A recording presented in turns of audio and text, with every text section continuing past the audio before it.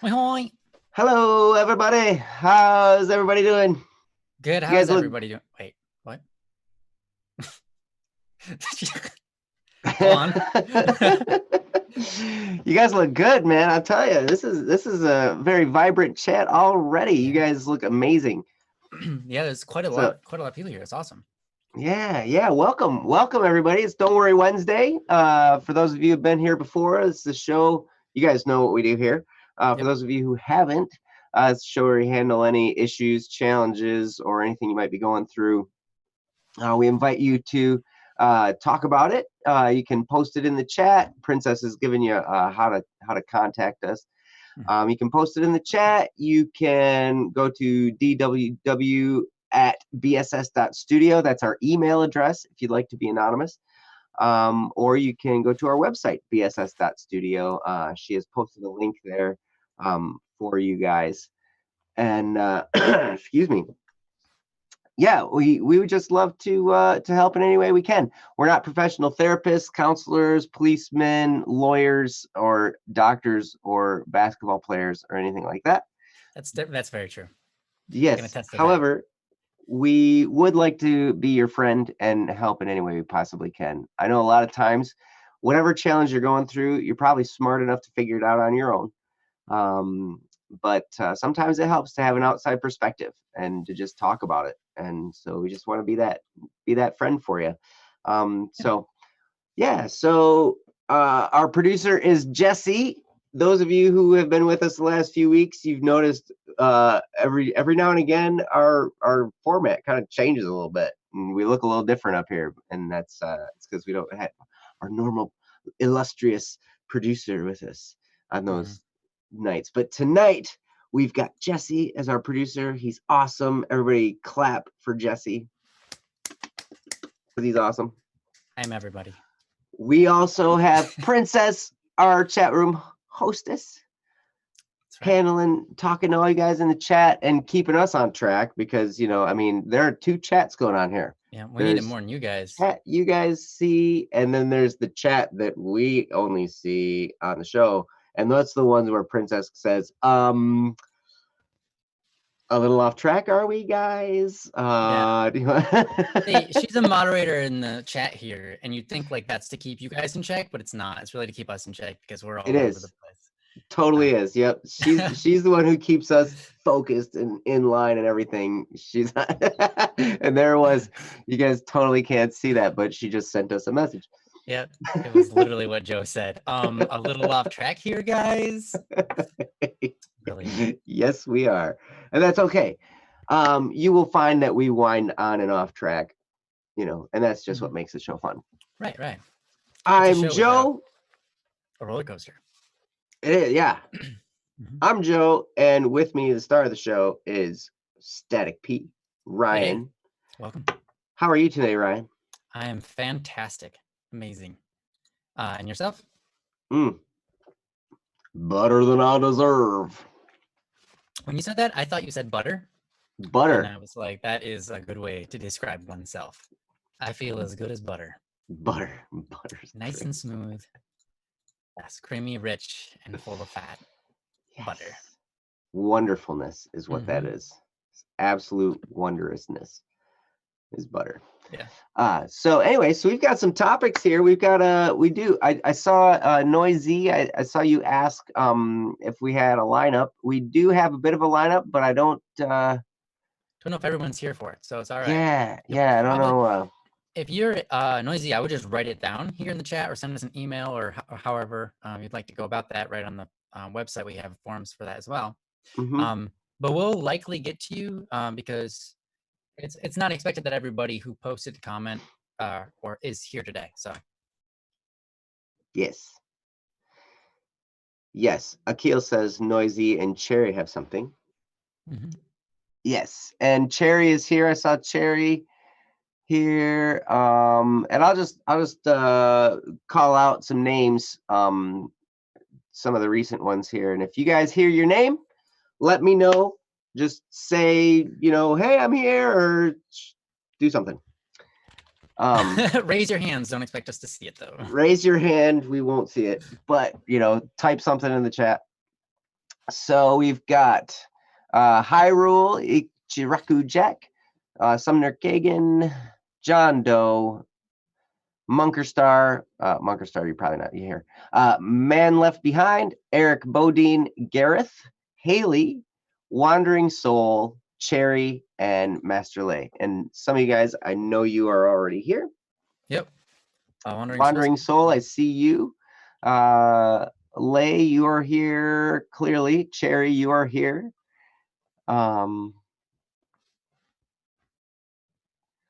Cheese Whiz says, wee. Oui. Oui.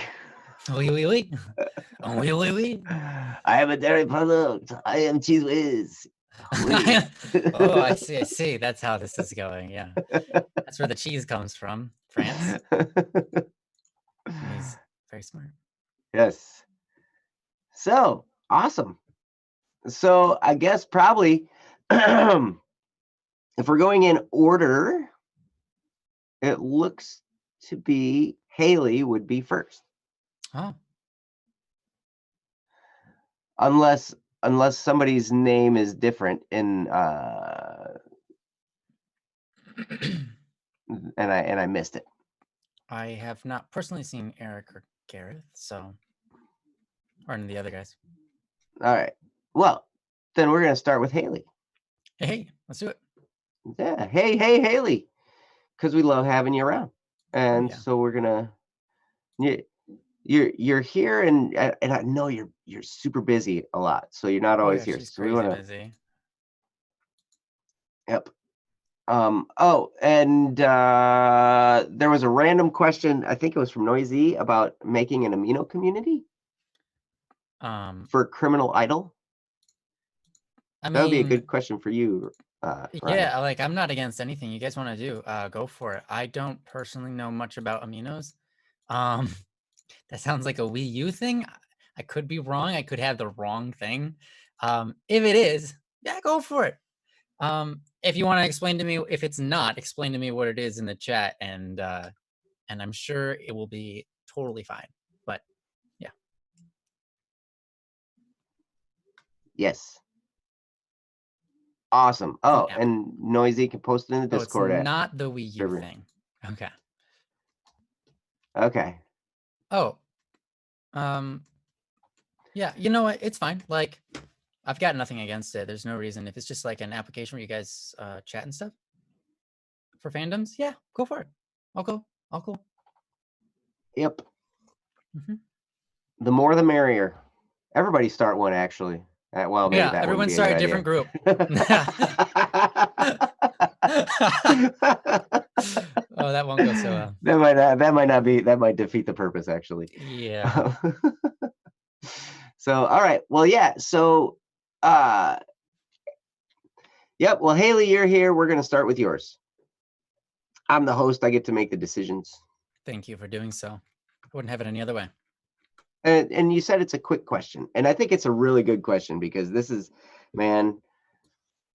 one that everybody deals with from time to time. So it's about dealing with nerves. And this can relate to so many situations that oh my gosh, you don't even have crazy. to really be in front of a crowd to have your nerves go crazy, So exactly. So all right, so this is from Haley. It's called Dealing with Nerves, and let's see, there's the link. Princess probably posted it, but I just missed it. It was way up there, but I'll post it again because I want to. So anyway, and you can read along. It says, hey, quick question. What's the best way to deal with nerves? I wasn't actually even planning to ask a question, but I was reflecting on solo and ensemble from yesterday and decided I should ask. And Haley, I just have to say, I appreciate you. Haley actually shared the video from her performance with me. And that was really cool. I don't know, maybe I shouldn't have said that, but I just wanted to say, I really appreciate you doing that, Haley. And it was awesome. I love hearing you sing. I loved last year, I think you did a duet. I loved hearing that. And yeah, it was awesome. So so anyway, dealing with nerves before performance is can be crazy. Dealing with nerves, even before making a phone call, can be crazy. Dealing with Mm-hmm. nerves before a job interview, before your first day of school. I mean, nerves pop up so many times, and I deal with them all the time too. So I'm going to turn it over to Ryan because he is a man of wisdom. So Oh, well, thank Ryan, you. But I'm looking forward to what you have to say. So let's do it. yeah, I'll get my part out of the way do really it. fast so that you can actually have the spot that, you know, actually teaches people something. Yeah. No. No, okay. So Haley, first of all, just like Joe said, you did awesome. I got a chance to listen to it as well, and you're such a great person to be around. Thank you for sharing this with us. So yeah, what's the best way to deal with your nerves? You know, I think commonly our answers aren't necessarily the ones that are the best, or rather the easiest. I mean, um, when it comes to dealing with nerves, we all experience it. If you're like, let's say you're gonna go and perform for a bunch of people, right? How can you go there? How can you deal with your nerves first before you get there? And then secondly, while you're there in front of people, so that when you start singing or you start performing on your instrument, you aren't out of breath. Everything feels more controlled, and you're able to just go with it and not mess up because your mind is so jumbled up, right? Or even like Joe said, when you're just talking to somebody, maybe you're going to go confess to them your love, or maybe you're about to talk to your mom about something that's really big that, you want her to know about, and you're like worried about what she might think about you. Or maybe, you are about to go knock on somebody's door or make a phone call and you've never done it before, or you've done it 100 times and you're just still nervous about it, right? Mm, So here's a couple of things I can tell you. One, if you're already in front of the people, right?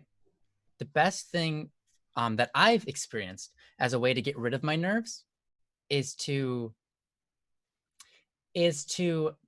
kind of let myself go a little bit. And what I mean by that is the reason we're so worried, our nerves boil up so much, is because we're worried about ourselves, right? mm, Um, and that focus on ourselves is what's tying us up, because we're like worried, right? We're worried about what people are going to think about us. And that's where our nerves come from. We're like, oh no, what are they going to think? How are they going to respond? Will they like it or not? And a lot of it's to do with us. So if I'm on stage, the best thing I can do is to let go and just be silly. And it sounds the opposite. It's like, if I go on stage, I'm supposed to look super respectful and professional. And if I do something silly, right, everyone's going to judge me for it. But that's the whole point. Because as soon as you do something silly and you just let it happen and then you own up to it, like you go up on stage and you're like, yeah, I'm honestly really nervous. I have no idea like how I'm supposed to do this, but I'm gonna mess up. So have fun listening to this horrible mess. Uh, and here we go. You know, just speaking out loud about that kind of stuff, it calms ourselves. So when we go up there, if we make a mistake, just be like, whatever, I made a mistake, own up to it, right? If we can just go up there and be ourselves like we are with our friends, it makes it a whole lot easier on us, because we're not worried so much about those people judging us, so much that it gives us nerves, as we are a lot of other people, right? Especially people we don't know. For some reason, we get really nervous around them. When it comes to making phone calls, I realize it's all about improvisation. It's okay to ask questions, right? A lot of times we like, if we've never made a call to like get pizza before, we make our first call and we're like nervous, mm. because that's how I was. I remember I made the first call I ever made to get pizza. I was like, oh, but what do I do? And then what do I say? And then what do I say? And I don't know. And then how do I give them money? Like, what I'm freaking out, right? Mm-hmm. And honestly, I called them and I was like, hey, and they're like, hey, what would you like to order? And I'm like, I don't really know what I'm doing. And they're like, oh, that's okay.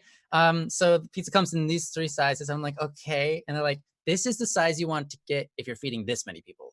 And I'm like, oh, okay. Yeah, that sounds good. And so they talked me through it, right? And then you know what? It was no big deal. it was easy. After they just started telling me like, oh yeah, you can get this and this, it's easy, you know? They made it easy for me. So really it's all about being able to be comfortable. And being comfortable doesn't happen unless you force yourself into those situations enough where you Mm, can be comfortable in them, mm, mhm, right? So ultimately, with all of that I said, you know, you got plenty of different examples, but the end point is this: you actually have to get up there enough times for yourself not to be worried about it because you've done it so many times before, right? Once you go through a situation, it's a lot easier to go through the situation again.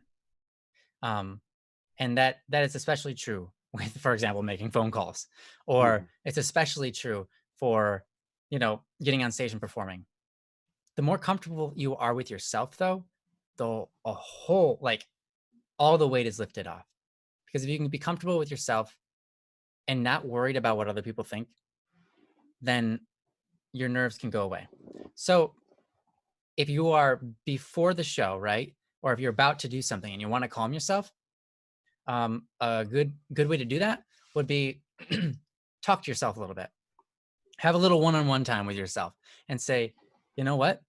Doesn't matter what they think, because their judgment doesn't change who I am inside. mm, Their judgment mhm, doesn't change how much time and effort I put into this. The judgment means very little. I could get A on this, or I could get an F, right, on this performance. In the end, life goes on, and it really doesn't have an effect. Like this performance, whatever they grade me on, it's not going to stop me. It's not going to stop me from keeping on going, right? So if you give yourself that mental talk, like whatever they say, it's not going to stop me. I keep on moving through. If they give me an F, I keep on moving. If they gave me an A, I keep on moving. It doesn't change, right? So having that fortitude can really help you push through those nerves, because then you get up there with this sense of self, a strength in yourself. You know who you are, you know what you're doing, and you're not worried about what they're going to say, right? I think that's one of the best ways to get your nerves on in check. And the other thing is, again, like I said, to let go of yourself. And to do that, you just kind of look at yourself from an outside perspective. You're there, right? If I was to imagine myself from an outside perspective, I would kind of be like, okay, remove myself, remove all my emotions from this scenario and see me. There I am. All right, there's me. And that person is gonna go perform. It doesn't make me nervous when I see someone else perform because it's not me. mm, And so I'm gonna treat this person, even though it's me, yeah, I'm gonna treat this person the same way. I'm gonna let them go up and do their thing.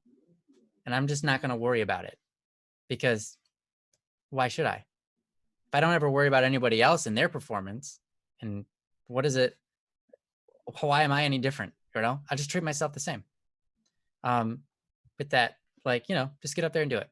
So anyways, those are my best, some of my best advices. And I know they're a little bit weird and you kind of have to talk to yourself about it and like get yourself in the right mind frame. mhm. But though, I guess the last thing I can say is this: when I was a little kid, my brother said that I was really lucky. And I said, why? And he's like, well, you're lucky because you're not nervous when you go up and do things. And I looked at him and I was like, oh, cool. I'm The not. truth was, the truth was, I was super nervous. He just didn't know it. But you know what? Because he said that about me, I was like, that's a thing. There's people out there who aren't nervous. He thinks I'm that person. Well, maybe I can be that person. I'll just go up there and not be nervous then. It made the world a difference. It actually did. I was like, I don't have to be nervous, so I'm not going to be. And whenever it would I would start to feel that, I'd be like, no, no. Remember, my brother said I wasn't the nervous guy. So I'm not the nervous guy. All right. I'm just gonna own this. I'm just gonna be myself. I'm gonna mess up and it's gonna be great. And I don't care because I'm not that nervous guy. And it really, honestly, totally changed the way I went up stage and whether I was nervous or not, because he told me I wasn't that kind of guy. And I'm like, okay, you're right then. So it's all in the head, right? It's all in the head. It's all in the mind. And so, Haley, you have that same capacity. You have a human brain, and you have a power to control that human brain. And everything is perspective. You could decide how you want to see things. Um, and so I want to instill that in you. You you don't have to be that girl who gets nervous about things. You really don't have to be. And someday in the future, you really won't be. You just decide how soon that future is going to be, Mhm. because you have no reason to be nervous, because you've got everything, every talent you need to go through those situations and be just Mhm. fine. Mhm. Um, so because I've seen what you do and you're amazing at it. So there's no reason to worry. Anyways, I've said enough. I'm gonna turn it over to Joe. And sorry to take so long. No, you didn't take long, man. That was awesome. Oh, okay. I just talked really fast. I, My time oh, was I, slowed down. I That don't was know. like 20 minutes. I don't know what to add to that. Like, except, well, I guess there's a couple things, but you said a lot of what I was going to say Hmm. I said as already, much as I could. and Sorry. a lot is the internal dialogue, that Ryan was talking about, the kind of explaining to yourself what this actually is, all that kind of stuff. And one thing before I get started, I want to refer you back to your own performance, Haley. There's something very telling. I don't know if you've shared it with other people, but anybody who watches your performance, like, there's something so telling. I watched it like three, 4 times, something like that, and it was a beautiful. There's just this beautiful real life depiction of nerves, and then the absence of nerves once the performance started. Like, I noticed, I could tell just in kind of your Mhm. body language that your nerves were kind of high before you got started, when you're kind of explaining what was going on and everything, you're explaining your piece. And I noticed just, some nervous ticks that were going on. And then, but once you started singing, it all started to smooth out. Mhm. Yeah, and by the time you got halfway through the piece, you didn't look like you were nervous at all anymore. Not at all, not at all. It was beautiful. And I was like, that is so key and such a great example, because that's how it always is. I remember I've played on stages so many times. I used to gig all over the place around here, around my local area, just playing drums and bands and stuff like that, or playing guitar in bands and everything. And I got nervous before every single one of them. Every single one of them. And I did this for years, like every weekend for years. Mm. It was like a lot of times there, like it was 2 nights. It was like Saturday, it was like Friday night and Saturday night. And I'd be Wow. nervous both nights. And I knew who the crowd was going to be. You know, they were awesome. They're awesome people. And I would, man, I would sit there before I'd go on for the first set. And in this particular band, the last band I was playing in, we'd dress up. Yeah, you guys are awesome. We were two bands, right? So the first band, around this area, everybody wants to hear classic rock and blues. That's all they want to hear, right? Yeah.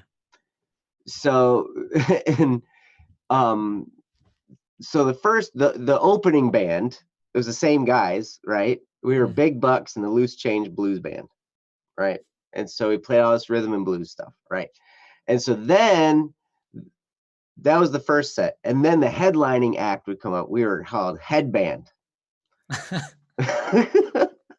Yeah. And we had headbands and everything like that, headbands that said headband on them, and we dressed like hippies, right? Because then we were Mhm. like classic rock. Yeah, man, it was fun. And some of these places just absolutely loved us. Some of the places thought we were clowns, and they were like, "You guys are dumb." But there Mm. were a few places that just had us back again and again and again and again, and it was just party. Man, everybody was enjoying themselves, and it was a great time. But I remember I'm going up before the first set. It was always the Big Bucks and Loose Change set. So I was wearing a suit, or like a shirt and tie and a vest and like a hat and stuff, and sunglasses, like the blues band type of thing, right? And so I'd look at myself in the mirror and I'd feel that nervousness before going on stage, because I'd be in the bathroom, right? And I'd be like, wait a minute, this is just my energy level getting raised up for my performance. Oh yeah. I'd start to feel that adrenaline kick in because of the nerves. That's what it is. I mean, the chemical reaction in your body of nervousness is the same as excitement. It's that It's like you get that anticipation. Yeah. you get that buzz in the small of your back, and you get this kind of like this jolt of energy coming through you, and it makes you kind of shaky a little bit and everything, and you get the weird feeling in your stomach. All that is just it's preparation. It's the preparation of energy before you perform, and you can feed off of it.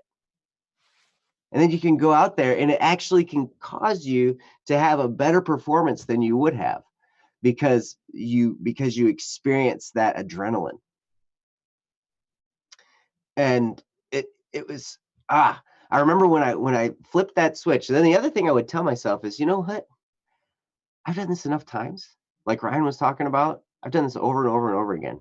I know as soon as I get up there, it's all going to go away. As soon as I start playing, it's just now I'm playing the show and it's fun and we're having a good time. We're doing what we do. I know we're prepared for this. I know it's going to be fun. I know, and frankly, I've been through enough just monstrously terrible shows that compared to like I got bazillions of stories I could talk about for hours, but at any rate, those nerves they help you perform better. And that's aside from what Ryan said, that's pretty much what I have. I mean, I It's love pretty what good. Ryan said about, you know, forgetting yourself, getting yourself out of the way. Because that's really truly, I mean, that's truly why we feel that way, is because we're self-conscious. We're concerned about what other people are going to think. And especially at Soul and Ensemble, then like that's what it's all about. It's a competition based on what judges are thinking about you, right? Mhm. And I remember doing solo ensemble in high school. I remember doing juries in college. That was just like that was our final exam for performance. When you do any type of musical performance degree, you have this thing called juries that you do every term or semester, and you go up in front of a panel of everybody, right? I mean, Yeah, like they the make it even whole the whole sounds faculty. intimidating. Oh, it's crazy, man. And you're there by yourself. And it's like soul and ensemble on steroids because you have all the stuff you've been working on for the whole semester. And it's like your professor, along with every other instrumentalist, the head of each instrument sitting in front of you, like this whole panel. And they all have their pens and their paper and they look at you and they're all stone faced, except for the tuba guy. Yes, it's true. I Yep. believe it. That's totally, totally true. Like anybody you guys that were in band, the tuba players, they're Yep. all cool people, right? And so Yep. like the tuba instructor, he was the only one who smiled, right? Yeah. everybody else is all just like Yeah. serious, and they'd look down at their paper and they'd write, and they'd look up at you. And they'd look down and they'd write, and they'd look up at you. And you're like peeing your pants and stuff like that. That part of the performance? I hope not. Yep. Smelly performance. Yep. So, but yeah, if you can understand that if you've prepared and you're ready, if you've practiced long enough, you're ready. I could tell by what you sang that you were prepared and you knew your stuff. Mhm. And then it's just like what Ryan was saying, getting yourself out of the way. And when you start, it smooths out. And your body language said it all during your performance. It was a beautiful example. It happens, and you can apply that to everything else. I had that happen during doing inspections. Those of you who know me from being here, I'm a property inspector during the day, Hmm. Oh and yeah. I deal with angry people all the time. Just the other day, I dealt with an angry neighbor who saw me taking pictures of his neighbor's house, and yeah, like, so he waved me down as I was driving by, and he had a whole bunch of choice swear words and everything, Hmm. blah blah blah blah blah blah, this and that, blah, blah, blah, blah. And I just sat there and looked at him, and kind of with a half smile on my face, because I was like, oh, what's this gonna be like? Yeah, But I know that. when I first started doing it, I'd have been scared to death. This Oh guy yeah, flagging me down. But now yeah, that I've been through it enough times, I understand. Now it's kind of entertainment value for me. It's like, what's this guy gonna say? You know. yeah, But anyway, yeah. It's like I've done this job for a while now. I had the cops calling me like 10 times already or more. So it's like I know how this ends. yeah. There's nothing you can do. I'm gonna be a black belt soon. Like, you're not gonna hurt me. So, like, whatever. Yeah, yeah. It's kind of funny. But anyhow, yeah, Haley, I hope some of that helps you. I don't really have too much to follow it up with, but I did really like what you had to say there, Joe. That, you know, that nervousness is actually a form of energy, Mhm. and that energy is there to um, be there when you start. It's kind of like, when you get pumped up to do something, you got that burst of energy. You're worried about something that's really big to you. It matters a lot, right? Um, and so you get this burst of energy. Use that to compel you forward right into it. And then once you start, you'll notice that everything calms down. It almost always does. Mhm. Rarely, if you know, I've had performances where I was worried throughout the entire thing. But yeah, that was very few. It was very few. And it was usually only when I wasn't prepared. Mm. If I have everything prepared, then, you know, or, honestly though, mostly it's like if I didn't care, then I just did it and it worked Mhm. out great. Most of the time, like if I just stop caring so much, it becomes really easy. I remember in solo ensemble, I remember in um, being graded for chairs and stuff like that. Like, especially for chairs, I didn't care what chair I got for like where I sat in the ensemble, right? In the orchestra, I mean, Mm. um, or band. That's the right word. We were just a band. Anyways, it didn't matter to me where we sat in the band, because I knew I was good. I didn't care what any seats had to say about me. I knew I was really good, and I knew Mm. that if I put my focus on it, I was the best saxophone there. But if other people were trying harder, then that wouldn't necessarily be the case, right? I didn't care enough. So when it came to like performing in front of people, I just had fun with it because it was fun. It can be fun. You just have to make it fun. And you got to get into that mindset. Like, this Mm. is fun. It Mhm. is cool. This is what I'm here to do. Like, think about this. You're doing solo ensemble, you're singing in front of people, right?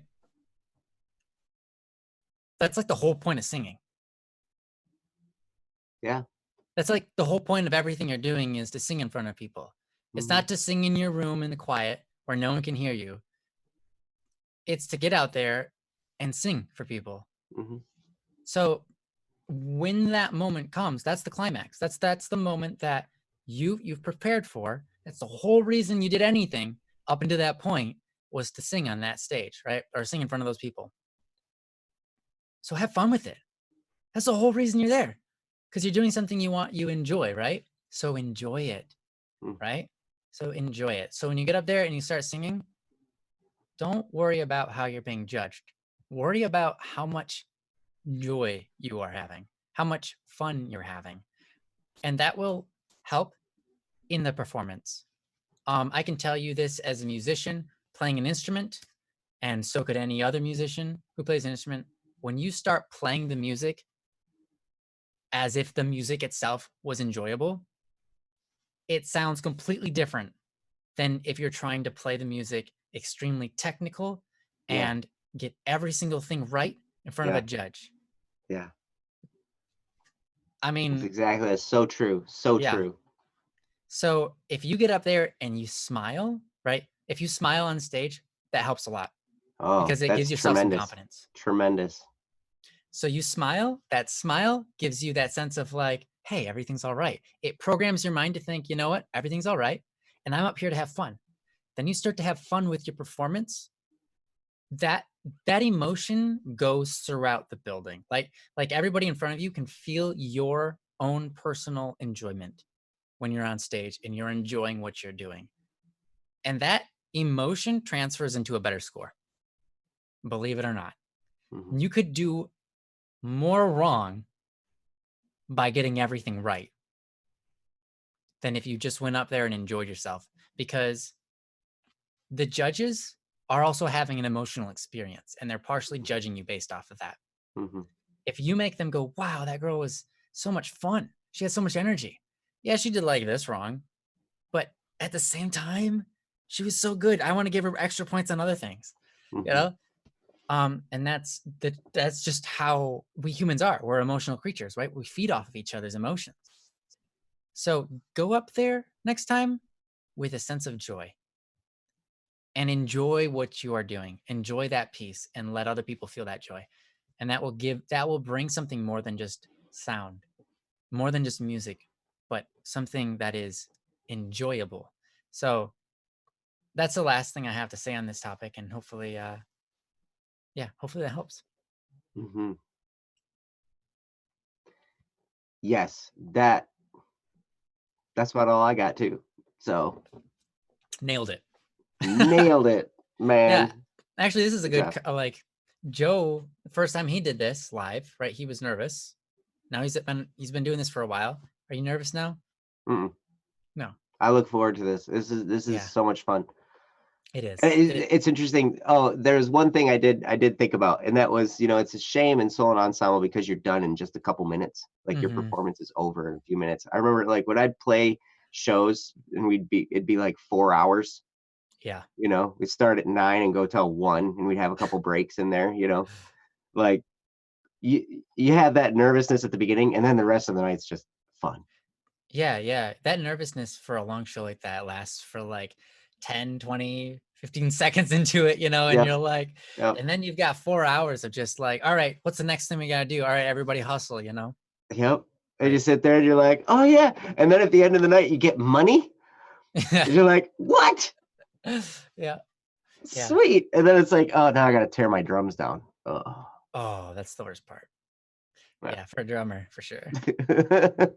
I'm like, oh man, actually, pianos are annoying too, but I've never had to do too many live gigs. Only a Yeah, few. drums you get to carry everything, but Yeah. that's all No, right. no, you You make other stay in people do it shape. too. It's all good. Yep. But Anyways, thank yeah, you, let's Haley. move on. Thank you so much for the topic, Haley. You said, to go beyond it, but it was so important, like that nervousness is such a universal thing.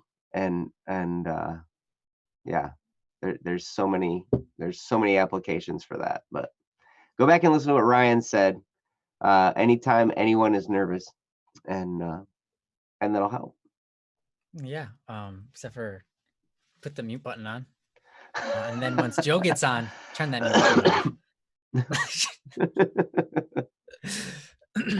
Right. So anyway, so next in line we have Wandering Soul, it looks like. And Wandering Awesome. Soul, I Yeah, see yeah. that you are here Yeah. because I see your message right there. So let's see. Find it A here. dilemma of the heart. Okay. Oh, and Princess. Oh, Haley, you're so welcome. Thank you for Yeah. posting. I really hope that it helps compel you forward. And remember that, nervousness isn't terrible. It's just that I really like what Joe said. It's kind of like that energy that fuels you up just before you start, Hmm. so that your performance, you got that energy for it. Remember to Yeah, use that energy for joy. I think that's like the biggest, honestly. Go up there, smile, have a good time, and that changes everything. yeah. Well, yeah. It's not easy to remember to Right. think about it that way. So if you got to Yeah. write yourself a little note saying, "Okay, you feel this way, remember, this is just the energy I need." So Yep. smile. Yep. Yeah. Yeah, honestly, to simplify everything we said, there was a whole bunch. There's some, some really a lot of mental tricks, but I think that ultimately that would be what I'd write on paper. Just Mhm. nervousness is energy for the performance ahead. Remember to enjoy it. 'Cause Yes. that's what's gonna make it the best. Nice. All right. So, Wandering Soul, ye je suis ici. Oh, ho. Oh ho ho. French. Baguette. Oh ho Paris. ho. I Ugh, don't really know French, so yeah. um, I hope I didn't just offend anyone. I probably offended Princess. She knows French, yeah, that's true. but anyway. So this is from Wandering Soul, and it is called A Dilemma of the Heart. So, and I think Princess posted the link up there, but I'm going to do it again just because I can. I like Oh, I like posting the links tonight. Must be. So anyway, all right. So you can feel free to read along as we read A Dilemma of the Heart. And it says, hello, everyone. I hope you are well. My topic today is one of love, or rather, the lack thereof. So prepare yourselves and let's begin. For those who aren't contextually aware, my last relationship that lasted 4 years ended about 5 months ago. It was mutual. We both didn't love each other, and that was that. Since then, I've found out numerous things that make me glad I made that choice. But that's not what we're talking about today. The heart of the issue is just that, my heart. Is just that, my heart. well played. And how it cannot feel love, yet longs for it, and all the mess in between. For a long time, my perception of what love is was wildly misconstrued. As a child, I saw love in two ways and nothing more: the fake love a family has for each other, and true romantic, I want to spend my life with you love. My heart refused to budge on this until I was into my mid teens, in which a close friend helped me realize there was a bit more layers to love than that. There is the love friends share for one another, the love a parent has for a child, and so many different ways. But even with all those different ways, my heart still doesn't feel any of it. It feels lonely, empty, and dark. The love I once thought I could possess for people has just become a dim afterglow, a falling sunset, and I worry it will never feel full again. And yet, even with this hollow feeling pervading me, my heart still yearns for a love that will make me happy. A close friend of mine said recently, the heart needs to be talked to in its language of emotion. I know what language mine speaks, and it's one I can't give myself due to who I am. I can't hold myself and say, it's going to be all right. I can't smile in the mirror and say, you deserve to be loved. It's not who I am. A life spent avoiding vanity to keep my humility has left me self deprecating. Not to mention, it's disheartening to have not gone on a single date since my last relationship ended. It kills me on the inside that I haven't been able to even go on a failed date. At least then I could convince myself, with a bit less difficulty, that I still can date, that I still can start a relationship. I'm at a loss for what to do. My heart is a mess and it doesn't seem to be improving, even with the medication I'm taking. My perception is poisoned. My head knows I'm loved. I know it. But my heart isn't moved by my mind's logic. And it's draining my soul to have to feel this way every single day. I know this has no easy answer. Nothing important ever does. But is it really so chaotic to want to be loved in the way my heart will actually feel it? And that is from Wandering Soul.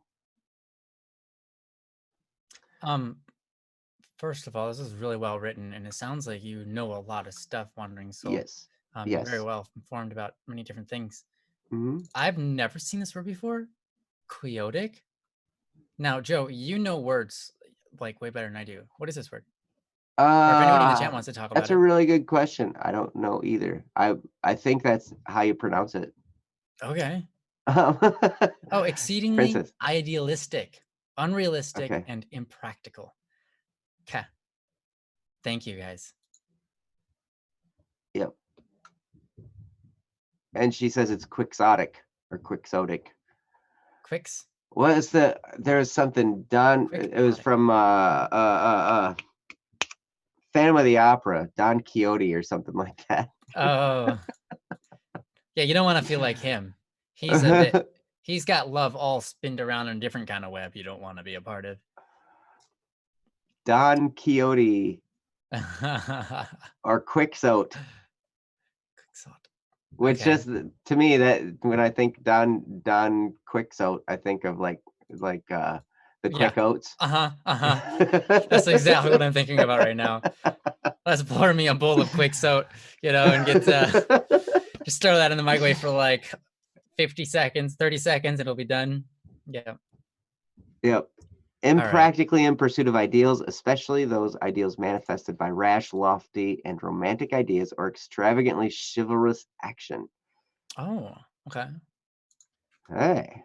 Nice. Well, thanks for the description. Anyways, yeah. Yeah. So anyway, wow, Wandering Soul. I'm so sorry that you're having to go through this challenge. These blah blah blah. If I can talk, that's going to help too. But this is never easy to go through. I can remember going through serious relationship and the months that followed our Mm, breakup mm, were quite difficult, and I understand a little bit of the feeling that you have right now, and maybe the feeling of am I just never ever gonna feel that way again? Like what's going on? So I'm gonna turn it over to Ryan and have him talk about it all right. because Ryan has a way with words that soothes the soul. Well, thank you, Joe. You're very Thank kind to say you. so. You know, yeah, just like Joe said, dealing with heartbreak, dealing with a breakup, um, I mean, that's easy for no one. First of all, that's especially well, unless you really wanted it, but most of the time that isn't heartbreak. Yeah, even then, Yeah, there's an yeah, even then. emptiness that follows. Yeah, absolutely. Um, yeah, it's a difficult thing. So, first things first, be patient with yourself. All right. I think that's something we all have to remember to do. Be patient with ourselves. We're all only human, right? And we're all going through this together, but we all have our own things going on. We have to be patient with other people. They're all going through stuff, and um, we know that they'll get through it if they find the right information and they start doing the right things, right? And we have to know that about ourselves too. Just like you said, nothing, you know that the answer that we might have for you is not going to be easy, but that's kind of like nothing important in life is ever easy. And I think that's a really good way to look at it. Be patient with yourself in that. When you look at yourself and you see, man, this is a mess. This is ugly. This is a lot of struggle. I've been trying this for a long time. Nothing's working. Be patient. Continue being patient. All right, because you will get through this. I can tell you from my own experience, um, emotions are fleeting, right? We all know this to be true. Emotions are fleeting. They're with us sometimes and sometimes they're not. Sometimes we're really happy, really joyed. Like we could have an awesome day and it's like, man, that was the best day of my life, blah, blah, blah. The next day it's just not there. We could have a really miserable day. And the next day it's all fine. But a lot of times we have a tendency to make those bad times last longer than the good times. Our minds dwell on them. We go, oh, that was a bad time. And then we focus on what's bad.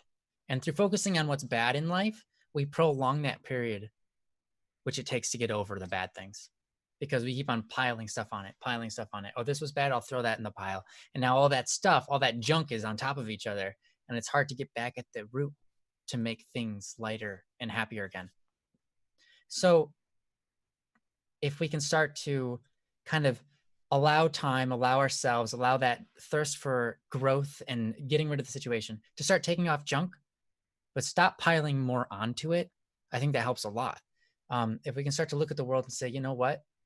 I went through this experience. but it's only an experience. It doesn't make me who I am inside. It doesn't change who I am as a person.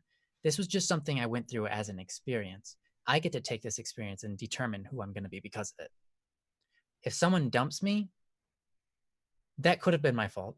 I might have done something wrong, right? But maybe I didn't. Maybe I did, maybe I didn't, right? Maybe we were both wrong. But again, that doesn't mean for the rest of my life I'm eternally just wrong. Or that doesn't mean for the rest of my life I am just going to be single. Or I am the awful person that did that awful thing. If someone breaks up with me, I can ask why and try to figure it out and come to a conclusion that leads me to a healthy motivation to grow, right? But if I take that scenario and say, I am the dumped man, I was the man that wasn't good enough, then that's looking at myself all wrong, because that's just an experience. I was dumped. That doesn't mean that's who I am. I'm not just dumped, right? Somebody who works on art, we call them an artist, right? But would everything they paint equal what they are? No. You can never define a person based on their art. You could look at that art and say, wow, that's beautiful, or wow, that's yeah, it's okay. You need a little bit of work. It's stick figures. There's no amount of art that we could look at one painter and say, I know everything about this man. And I know everything he's capable of and everything he was in the past, everything he will be for all of eternity. No, maybe he paints some of his experiences, and maybe he paints from things that never even happened to him, right? He's just putting his imagination out there. But again, we can look at that art and we don't say, that is who this man is. It's this piece of art. No, the man himself is way bigger, way more full of different things that are incredible. Something that one person would have to spend their entire life to study this other person's life, because that other person lived an entire life. And up to now, and to even digest every single thought that that person had would take way longer than it did to think it. So to go to even think that of yourself as a person who is single and be ashamed of that is wrong. It's wrong to you. And I don't mean to say you've done the wrong things and you're going down the wrong path. What I'm saying is all of us have been there, but we need to make sure that we don't get stuck there. Because when we are broken, right? Our intention is to get fixed. But fixing happens through healing, right? We can only heal. We aren't like body parts that just get sucked back together. Like, oh, its arm fell out. Here, have your arm back. That's not how we work. You could, like, if someone's arm fell off and you just try to stick it back on, it would not stick, right? We aren't like that. We're humans. We're not machines. So in order to fix ourselves, we have to go through a process that's called healing. Healing is an interesting thing because it's painful. Mm-hmm. Healing is painful. And so everything I said up to this point, what I'm trying to say is, yeah, you're in pain. That means you're going in the right direction. Because again, you might look at yourself and say, I'm single, and that's wrong because I'm not supposed to be. Well, I would suggest looking at it a different way. There's nothing wrong with being single. It's a blessing. It's its own blessing, right? And you want to feel that love again, right? But in order to get there, you might have to go through some more pain first, so that you can heal that area of your heart. When we experience that pain, if we allow ourselves to embrace it a little bit and then work forward through it, to dissect it, to go, ow, this hurts. What's causing it? How do I change it? Where does this pain exactly come from? Where is this rooted from? Maybe it's this, or maybe it's that, or maybe it's that. That's what it is. That's why I feel this way. That's why I'm blocking everything out, because I don't want to get hurt again. I think we've all been through that before. We get hurt and we're like, well, I'm not doing that again.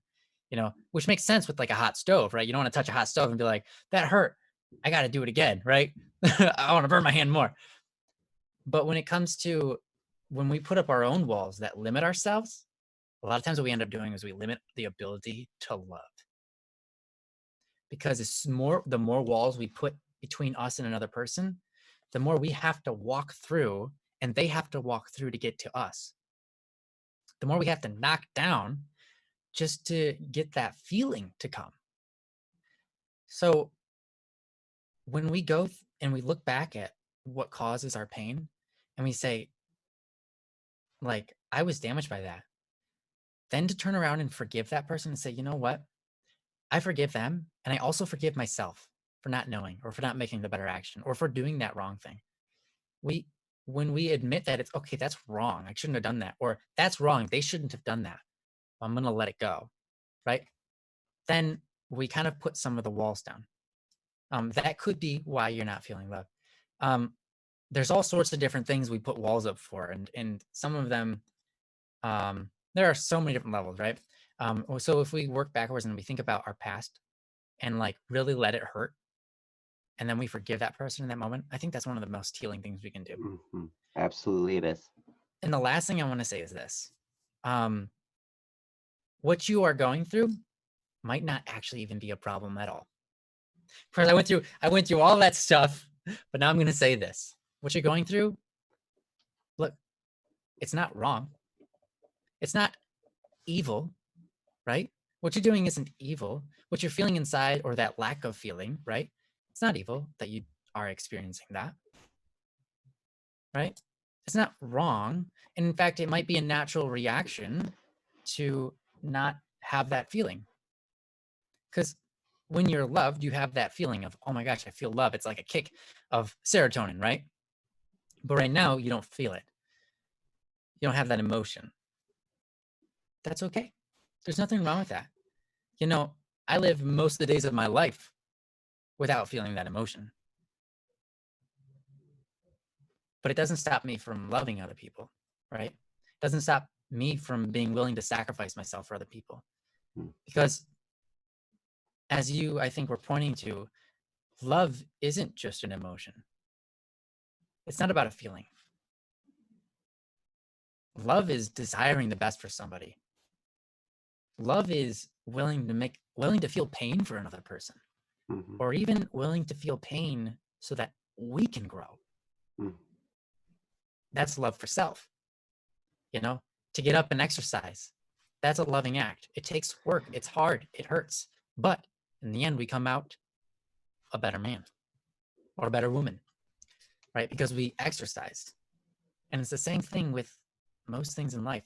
If we love ourselves, we allow ourselves to experience pain so that we can conquer it, right? So if you aren't feeling loved, I would say that's okay. Most of us go through long periods of not feeling love. But what makes us amazing as human beings, because animals aren't this way. Animals have emotions, right? A dog will get scared. A dog will get excited, right? But dogs only react to that emotion. What makes you incredible, chivalrous, just just like inspiring is when you have no real reason to love something, and you don't have anything compelling you to do so, and yet you choose to love anyways. That's something that only humans do. Because when we're knocked on the ground and we feel like we're shoved in a corner, we're in the dark, we've got no one loving us, and we're not even sure who we love ourselves, and then all of a sudden we see somebody else in pain and we go out of our way just to help them, just to make their day brighter, that's incredible, because you didn't need to do that, right? But you are capable of that. So yeah, I'm gonna go fix my audio and let Joe do what he needs to do. All right. Well, thanks, Ryan. And I would definitely go back and listen to what Ryan said about that, because there is so much truth in how to heal. There's so much truth in what it takes to heal through forgiveness or repentance. I mean, clearly, a lot of times when a relationship ends like that, um, you know, people are hurt by different things, and whether we are the perpetrator or the victim, there's something we can do to heal. Now, if we are the person we did the thing that was wrong, or if there's something that we did that was wrong, then the way we heal is through repentance. And we don't have to go and repent to them, but just in your heart. It's all an internal battle, right? So like you feel genuinely sorry for that, or you repent of that, you're like, okay, I'm going to learn from this. I'm not going to be that way anymore. That was wrong of me to do. And I'm sorry. I'm sorrowful for that. And I'm going to try and be better. And on the other side, if we're the victim, then the healing comes through forgiveness. But what Ryan said was so important. The healing process involves that pain. That's an important part of it. So that's it. I love listening to Ryan unpack that, because he did it in such a beautiful way. So I would definitely go back and listen to that. Um, One of the things not about that cold emptiness, that lonely, cold and empty feeling. I've been married for a long time, and I've gone through long stretches we've gone through stretches of times when it was great. We were all wonderful, happy, wonderful. And there have been times of just cold desert tundra, like Mhm. loneliness, coldness. And that's in marriage. Like we have the relationship of marriage, right? Like here we are. Everything's supposed to be sunshine and rainbows after that, right?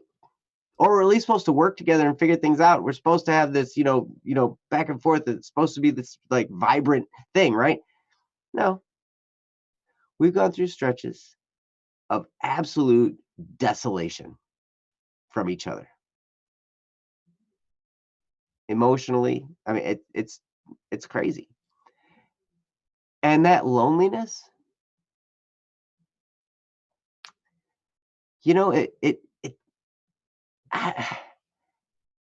it's never easy, but it can be fruitful. I've learned some things about myself that when I am going through that time period of loneliness, of cold, just alone. I mean, those are times when I create. I'm a musician. That's my outlet. So I create music, and some of the best stuff I've ever created is when I'm in those moments of loneliness or despair or pain or hardship. I can think back of like the first project that Ryan and I worked on together, and I hear this one part of this one song where I did a little guitar solo, and it wasn't even all that complicated or hard or impressive or anything like that. But just when I hear it and the emotion that was put into it, like I start to cry when I hear it, because it reminds me of what we were going through. At that time, we'd been behind on our rent. We were going to lose our townhouse. There was all this craziness going on. It's just nuts. All the stuff going on. And I remember that coming up with that. And it reminded me of a time when after I had broken up with my previous girlfriend. We had been together for a long time, a few years, and it was a very serious relationship. And then we broke up. And then after that, I was in a band, and the best songs that I wrote for that band came in that year after I broke up with her. Or she broke up with me, or whoever broke up with whoever, or however that worked out. I don't even know. It was crazy. It was like we broke up, we were back on, we were on again, off again for like 6 months, and then finally it ended for good. And then, you know, and then it was hard and it was a struggle and it was painful. And I really got close to my friends. I feel bad for my friends because hopefully they didn't like hate me after that. But and I see you posted here, Wandering Soul. It's true. Depressive atmosphere gives me my greatest literary works. Yes. Create. The most tormented souls create the most beautiful works of art. The most memorable works of art, really. I mean, you look at, you know, like you hear the stories of the great composers of history. They went through just absolute torment of the soul. You know, great visual artists, the same thing. Great poets, absolutely. Great writers, yes. All of them. In their hardship, they created monumental works in their field. So it can be very, very, a very fruitful time to go through. It doesn't make it any easier, though. It still is painful. It still is lonely. It still is empty. But something good can come out of it, which is really cool. Couple things, there are a couple of resources that came to mind as I was reading what you were saying and as Ryan was talking. There was something written by St. Anthony of Padua called Be Satisfied with Me. if you believe in God, that's a really, really good thing to read. If not, I'm actually going through right now. I'm all my books I read now are Audible because I'm driving all the time, so I can't read and drive at the same time. Now I see people doing it while I'm driving. I look over and I see somebody with a book on their steering wheel, and I'm like, that's dumb. Yeah, why is that legal? It's not. But people do it. I listen to books on audio. Oh yeah, there we go. Princess just posted the link. Be Satisfied by St. Anthony of Padua. That's a great thing that can be a great comfort in what you're going through right now. But recently I've been listening to Meditations by Marcus Aurelius. Now, who's Marcus Aurelius? Those of you probably, you know, some of you guys probably know. Wandering Soul, you probably know who Marcus Aurelius is. Is a Roman emperor from like the year 150. Okay. Or something like that. Huh. He's a Stoic philosopher. And Stoicism, interestingly enough, you know, there was Stoicism. Yeah, Stoicism. In a way, it's kind of a religion. In a way, it's not. It's a philosophy for sure. It's a philosophy. It's a point of view, a way that you understand the world around you, the way you see it. It really there's a lot that, I mean, I'm a Catholic, and there's a lot in Stoicism that I am I'm one-on-one, like, yeah, we're right there together, because there's so much in there. It's the pursuit of virtue, sacrificing oneself, oh geez, self-control is a big thing, controlling your emotions on either way, whether it's going bad or going good, like to have that control, no matter what. And there's so much wisdom in Stoicism. I'll tell you, it's interesting though, because I hear this guy, I hear this guy's writings, and he was a Roman, so he believed in the Roman pantheon of gods, much like the Greek gods. And so like there's that mythological religion, there in his writings as well. but I see. Heck yeah, Stoicism, Wandering Soul. Yeah. But I am learning so much about just how to think because of what I'm listening to right now by Marcus Aurelius. And you can find stuff by Seneca, that was one of his mentors. But a lot of this stuff you probably be able to find for free because it's like classic. It's like millennia old stuff. Like from the year 150, or even some of the stuff is from before in BC times. There's Socrates, there's all these guys, right? And there's so much in Stoicism that could be a benefit to just helping you sort through your thoughts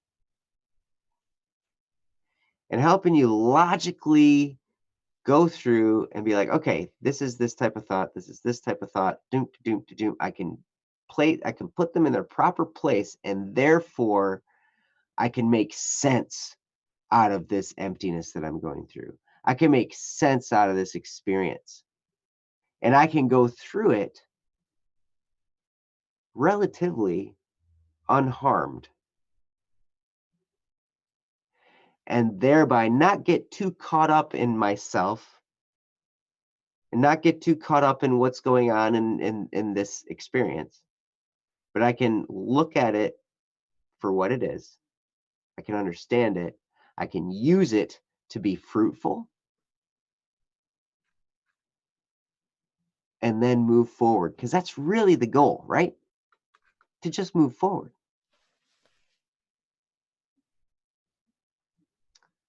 Uh-oh, Wandering Soul says, heavy disagree, by the way. I don't know if you're talking about what I'm talking about or something in the chat, but I don't know. But at any rate, I would encourage you, if you believe in God, read the Saint Anthony prayer that Princess posted. Whether you do or don't believe in God, actually, I would encourage you to read both of them either way. Yeah, read them both either way. Yep. So yeah, This is a chat thing, by the way. Yeah. So the Saint Anthony prayer is great. Yep. And then Meditations by Marcus Aurelius, and really a lot of stuff in Stoicism. You just got to filter out some of the beliefs of the time. Like, I mean, this was back, like I'm talking about. I mean, this guy's talking about the Roman gods, and the Greek gods, and Mount Olympus and stuff, and doing all this stuff. I mean, like, it's pretty amazing. So some of that stuff you kind of gotta be like, well, okay, all right. But there's so much wisdom in their teachings. It's great. Does he talk about Baal? Nope. That's good. That's the god of children sacrifice. Yeah. Not Nope. really the god of that, but that's what they would do. Right. It's pretty terrifying. Yeah. He was not at all. Not into that. That's good. No. Sounds like a good upstanding man then. Yeah. No, but it was interesting. Like, when he was a kid, he would wear uncomfortable clothing and sleep on the floor to discipline himself, or like not to punish himself, but for discipline, for the sake of discipline. Right. And to to not be attached to comfort. Right. And like, yeah, his mom would like make him go to bed, like get in his bed and stuff. Like, sounds like a very wise young kid. Mm-hmm. Yep. So there's a lot of good stuff in there. But anyway, I don't know. That's pretty much all I have right now. Ryan, did you have anything else that you thought of? No. Honestly though, I hope this helps a lot. Because I know what you're going through is not easy, and you're kind of like, you feel lonely, right? That feeling of loneliness, that lack of, that's just wanting something that isn't there. That's a longing for something. There's nothing wrong with wanting. There's Mm, nothing wrong with mm-hmm. longing. Um, Absolutely. and so that feeling isn't out of place, right? You're a human. We humans are like that. Um, but to also understand that it's simply a desire, and know that all desires pretty much, um, well, two things. One, they point, if they're beautiful, they point to God. And two, they aren't necessary. They're what we want, but not what we need, you know? So, but anyways, I wouldn't, you know, I can't really say too much else, but I really hope that you can find your way through it and that you can get over that loneliness sensation, because I understand how that a lot of people suffer with that. And Mm-hmm. yeah, one of the best ways to deal with that is, from my experience, is to like myself a little bit more, so that when I'm alone, I'm not stuck with myself and being upset about that, Mm, but that I'm with myself and I can be happy that I'm with myself. I think that really helped me with loneliness myself. And that would be my last thing I can say. okay. Yeah. That's sage advice right there. To learn to like yourself, because you're with yourself all the time. Hmm. That That's is true. that's huge. That's Nothing you huge. can do about that. Mhm.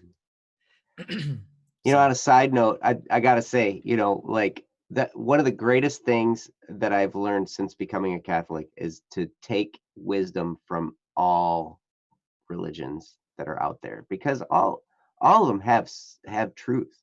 They wouldn't hmm, exist if they didn't. right. And They all fall kinds apart. of philosophy. There are philosophies all over the place that we can gather wisdom from. It's great. And just because something's labeled a certain thing doesn't mean that all of it is evil. There's truth, which is Mhm. great. Yep. But That is so true. so anyway, wandering soul, know that we love you, and Hmm. you can come back here and post, and we'll talk with you. We'll chat with you. We'll do whatever if you just need to hang out. You know, we Hmm. we need to get some more chat rooms going and stuff like that, where there's people regularly hanging out. You know, That'd be cool. that's one of the things, But because that way we can all just kind of be around and stuff. We're gonna get that figured out for y'all. But anyway, someday. Yeah. thanks, Wandering Soul, for the post. And yeah, I'm glad. I noticed in the chat you said it was helpful, and I'm glad. And I hope it continues to help as you ponder some of that stuff. Um, but you're awesome, and you're loved here. So Hmm. Yeah. Thanks for stopping by. And mhm, yeah, hope to see you around again. yep, absolutely. So yeah. So what's next? Steve L says, "Can we talk about the banger that was the new song?" Confidential. Can't talk about it. There you go. No, I'm just kidding, but I don't really have anything to say. You have anything to say? I'm the one that made it. I don't have any questions. Oh man, Only you that guys have song, questions about it. "Stay Calm." I tell you, that song is great. I remember the first time I heard that song a while ago. That's right. You guys can all be jealous of me because I get to hear Ryan's songs like way early. Oh my gosh. Oh my gosh. But it freaked me out the first time I heard it. I was like, I heard it the first time, and I hear the dee dee dee dee dee, and I'm like, okay, interesting. And then all of a sudden, what? It goes into this, and I'm like, oh my gosh, what is this song? What is this? I don't Yeah. know. What So genre is confused. this? No. So confused. Yeah. But anyway, Cherry, are you still here? We got Yeah. we've Want some we've cherry? got, well, unless Man Left Behind, Eric or Gareth stopped stopped in. You guys are here. Yeah. Um And if Cherry's not here, what about Lay? Looks like Lay's here. yep, I see Lay. Oh, Cherry's here. I am, but I finished a new post that I'd rather have covered. Oh, Are you sure? interesting. Well, now, now what's the rule? Do we have rules? We don't have We rules. don't have rules, do we? We don't. My worry is the fact I can't listen to Criminal Idol on Spotify. Mine too. I cannot wait. It's coming though. Mm-hmm. It's That's right. coming. Won't be long. Actually, you know what? By now, one of the biggest things that holds it back is Is China. it's going to be China right now, and the It's gonna be China. coronavirus. Mm-hmm. That doesn't sound like it makes sense, but it's true. Yeah, well, because a lot of this stuff is going to depend on manufacture dates and all that kind of stuff, and a lot of stuff's being made in China, and Yeah. everything's kind of being held back over there. I don't know So if there's anything we can do about it, but we might figure something else out to get it up earlier if that's necessary. So yeah, maybe. So yeah, but anyway, it's being released alongside the book and other stuff. Yes, that was yes, the plan. that's the plan, right? So like everything's the song is done and video is pretty much done. I mean, it's done, but I might revise it. And yeah, like everything's done, but the book now is going to be honestly, is it finished now, Joe? Did you get it done? I just have to. There's two things need to be done. It's done except for I'm writing an afterword, Okay. or just like a little couple paragraphs, you know. So that'll be done either today or tomorrow, and then I just have to make the cover, and then Cool. it's done. Then we can send it. All right. Yep. So, guys, So. not too much longer, but with the wait that's going on in China right now, we can't. Yep, that's gonna we be have no idea. the wait. Yeah, it's gonna be unfortunate. So, yes, it will be released on Apple Music. It will be released on every platform you can think of. I think. Yeah. Yeah. So it'll be on Apple Music. It'll be on Spotify. It'll be on you. Well, it's already on YouTube. Yeah. But it'll be on YouTube again. Yeah. That's true. Yeah, and it'll be available at bss.studio. And yeah, so but according to the Kickstarter, the way it was going to work is that we're going to ship everything, and then 2 weeks after we ship the product is when the release date is. And stay tuned, because there's going to be like we're going to do like this live stream on the Static P channel. You know, it's going to be really awesome. We're going to like watch the last episode together, you know, and it's going to be fun. So we're going to make an event out of it, you know, so you can bring your popcorn and your beverages and your, you know, you can bring That's your a good idea. Bring your popcorn, typing fingers and everything. It's gonna be fun. We're gonna make it a real release. Yeah, don't forget to bring your typing fingers. Don't put on the wrong fingers. Don't put on your batting fingers. We need You're gonna bring your typing dog. fingers. Good. Bring your dog. Yep. Yeah, bring your dog. Nice. Yeah. So it's gonna be fun. It's gonna be epic. So, and yeah. So at any rate, that's the Criminal Idol story, and we're sticking to it. So. Yeah, I don't know. How do you want to take this one forward? So what are we doing? Oh, Princess is posting. All right. So we're going to do cherries, because Cherry had theirs. Cherries was in on March 10th, yesterday, and then there's a new one or something. So, yes. So we're going to do this one. I'm going to post a link. All right.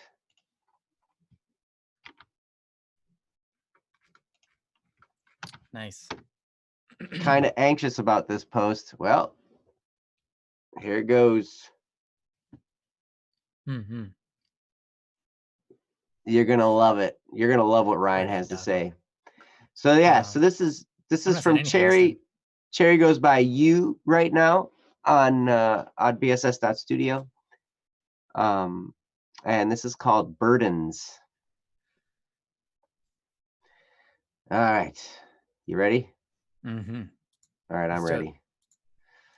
All right. Here it is. It says, people claim they're in your corner but leave you in times of need. They don't listen, do they? They don't listen to anything. I'll accept advice if it's not presented ignorantly. Paid My Dues by NF. That's some lyrics. Okay. That makes sense. All right. Recently, I've been listening to a lot of NF's music. I don't really like or listen to rap that much, but NF is the only exception to that rule. He's the only rapper I listen to, but that's because his music is deep and very relatable. He doesn't try to cover up his flaws, mistakes, past, or pain despite being Christian. He doesn't rap to brag and doesn't sing with no meaning. His songs are deep and have some amazingly beautiful and deep message and personal meaning. He's open, honest, and I love that because it's also helped me to be more open to myself. I find his music very relatable. Mm-hmm. So, with all honesty, I feel like a burden when I have these kinds of topics. I don't want to ever be intrusive or have people feel bad for me, but I also don't want to drown in life's forceful currents while everyone else is able to swim out of the current, moving in the directions they want. Honestly, it feels like I'm in a prison cell watching everyone else outside happily living. While they see clear skies and sunshine, I see red skies and black clouds that block out the sun. Things could be better for everyone, even if they don't see it. It's kind of funny how people are so intent on leaving things behind, but they choose to leave the people behind instead of the past. I thought the past was supposed to be what's behind us. Maybe the one in the prison cell isn't me, but them.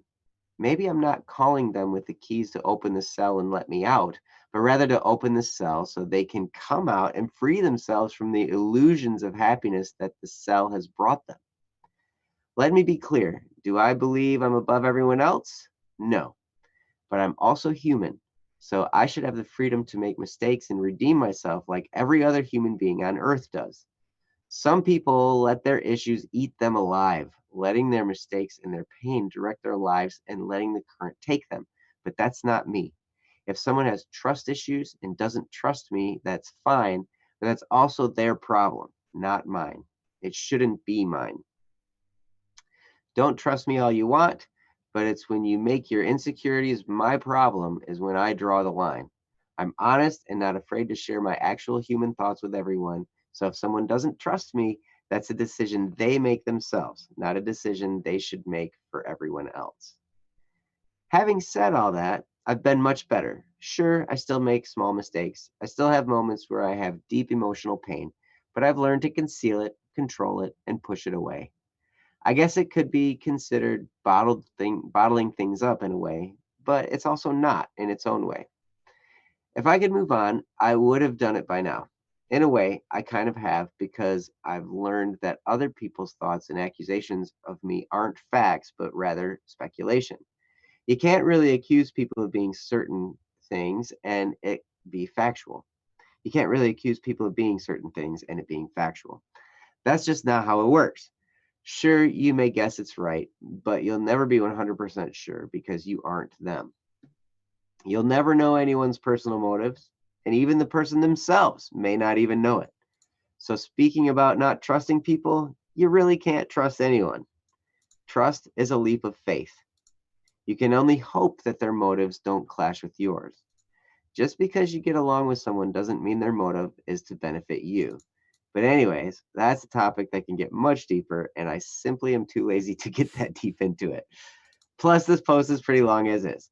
I know a lot of people don't trust me, and I'm not really asking anyone to. When I was banned, it was because of a misunderstanding that blew up and went out of proportion. I was accused of something to which I got upset and lashed out of anger of having to deal with the situation again. Trying to hurry and finish this post. So basically, I was wondering if there was a way I could get back to the server or further explain the misunderstanding and have my side heard, or to be heard by anyone at all to further expand the depth of this post. And that is from Cherry, also known as you. That And made it really confusing. Also known as you, and I'm like, me? yeah, you. No. I didn't do it. So anyway, so that's yeah, wow.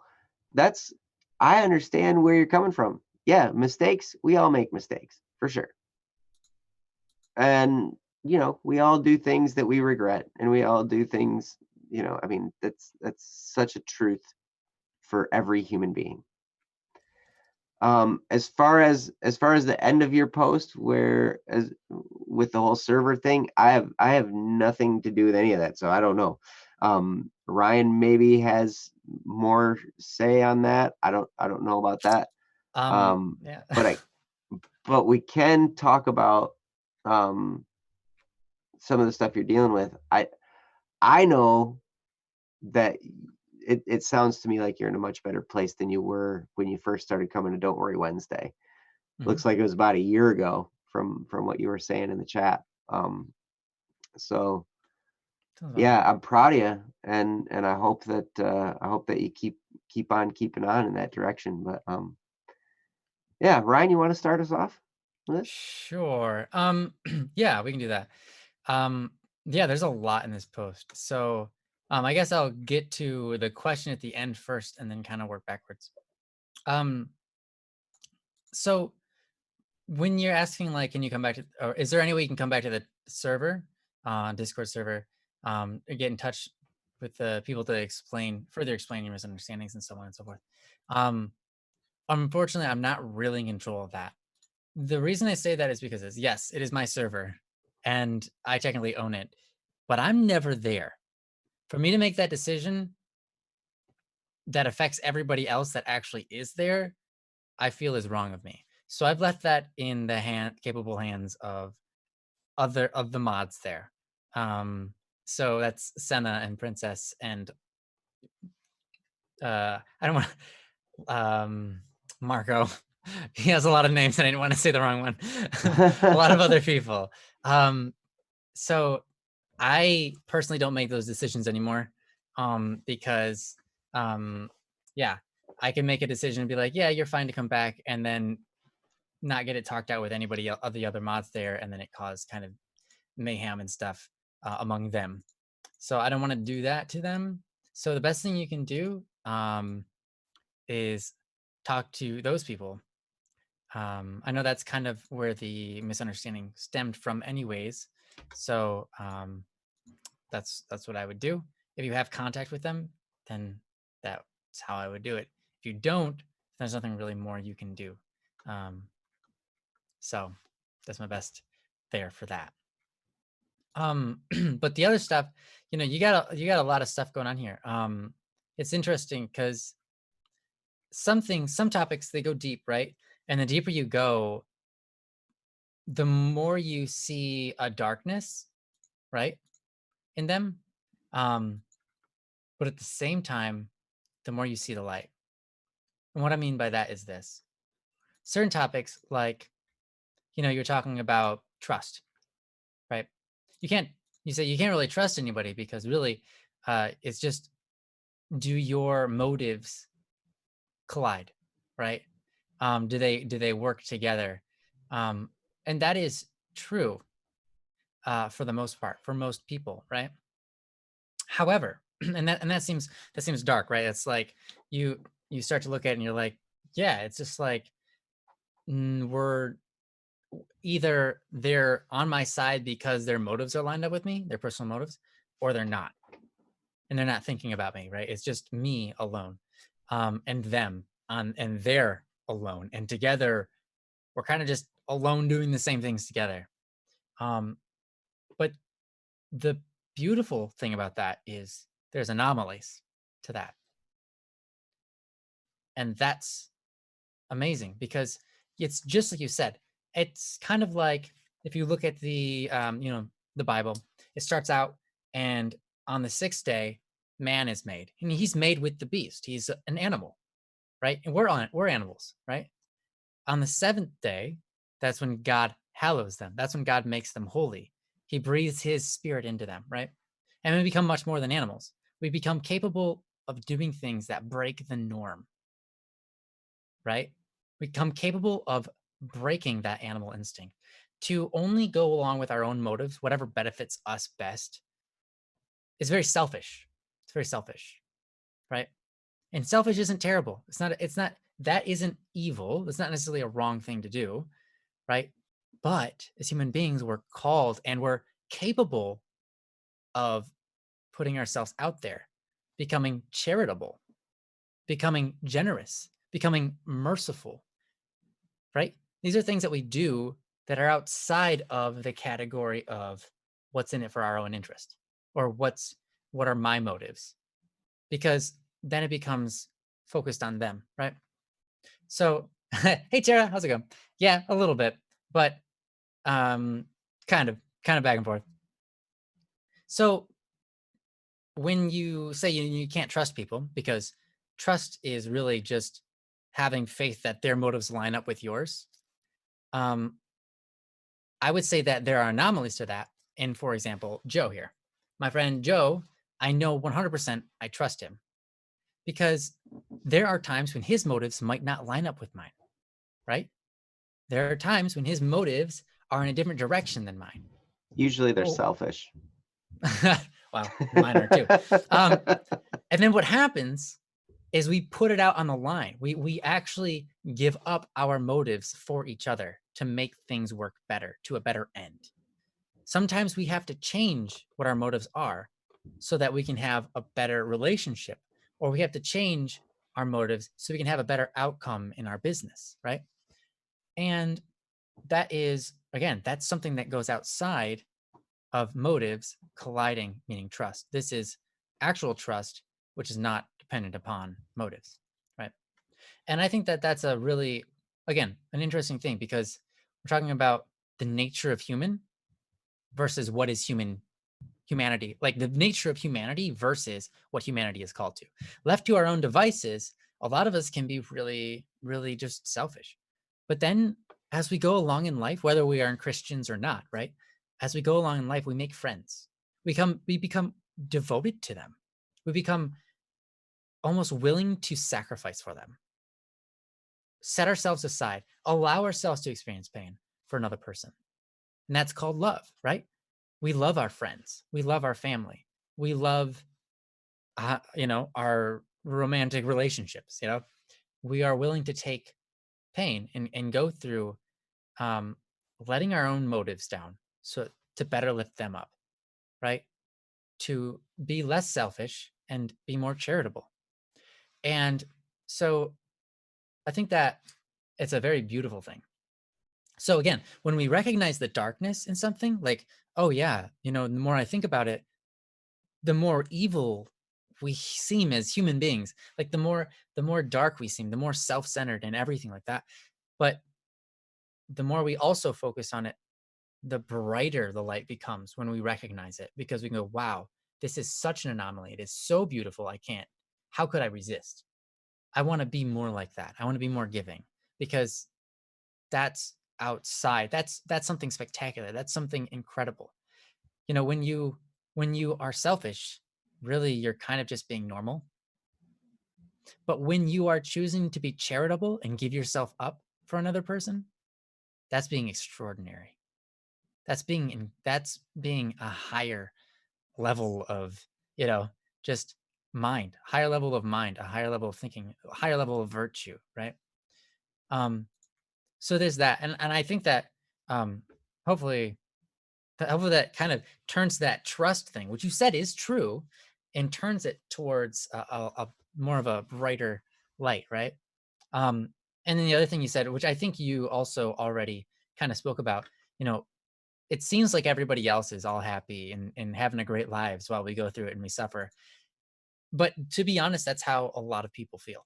Like most people, they might look happy during the times when you see them, but they could be putting on a facade, right? They could be thinking your grass is greener than theirs. There's always that the grass is greener on the other side, but the truth is, wherever you go, you take yourself with you. And so you go to the other side and you're like, I thought the grass was greener here. And it's like, well, no, you're the one that has to take care of the lawn. Like, you're not taking care of it, so the grass isn't greener.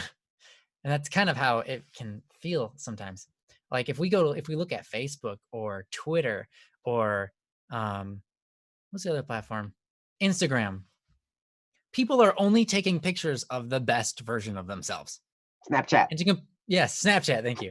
And if we were to compare ourselves to the best version of them, TikTok. we'd be like, wow, I've got all these failures. I'm the one suffering here. How come no one else seems to feel this way? How come no one else is suffering like I'm suffering? How come like I'm the only one that's going through this when everyone else is having such a great old time? And it's like, well, it's because you're not them.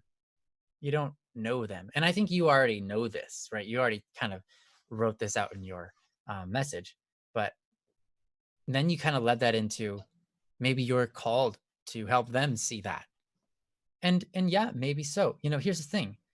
The wiser we become as human beings, the more responsibility we have to share it. Because there are other people out there who are suffering and they don't know why. And you can come along and help them and be like, hey, you're suffering and here's why. Now let's get through it. Right.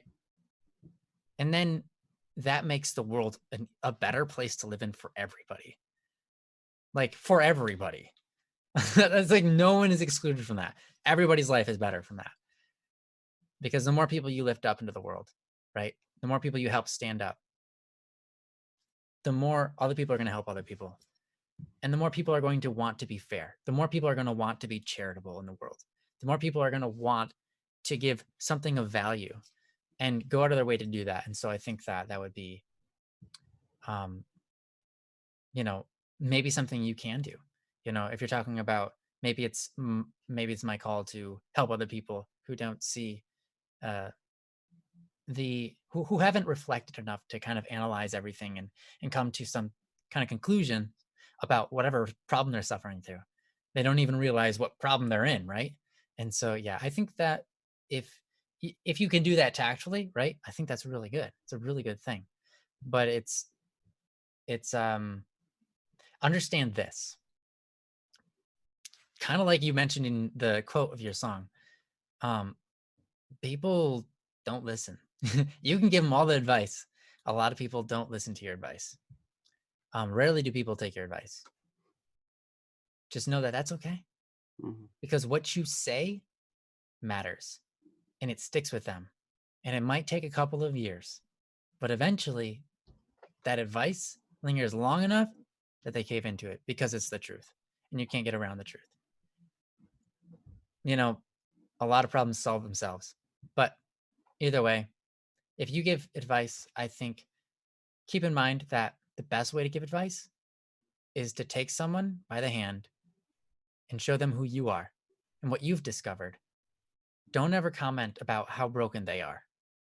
Because if you look at somebody and they're struggling, the worst thing you can do is like, hey, I see you're struggling. And that's because you did all of this stuff. You know, even if that's true, even though that's pretty much the truth every time, the best thing you can do is show them that you're trying to become a better person and show them how much effort you're putting into that.